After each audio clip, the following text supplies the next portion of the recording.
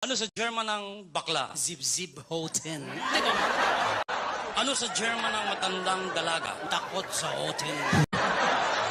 Ano sa German ng matandang binata? Laylay na hoten. Ano sa German ng playgirl? Playgirl? Oo, open sa hoten.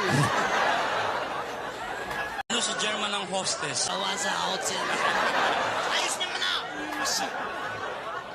Ano sa German ng byuda? Zabit sa hoten. Neplimis. Ano sa German ng tomboy? Walang hoten. Ano sa German ng dalaga? Bitin sa hoten. Ano sa German ng buntis? Dahil sa hoten. Eh, nakapanganak na. E balik sa hoten. Ano sa German ng madre? Galit sa hoten. Ano sa German ng pare? Pigong hoten. Ano sa German yung lalaking nilalayo ng mga babae?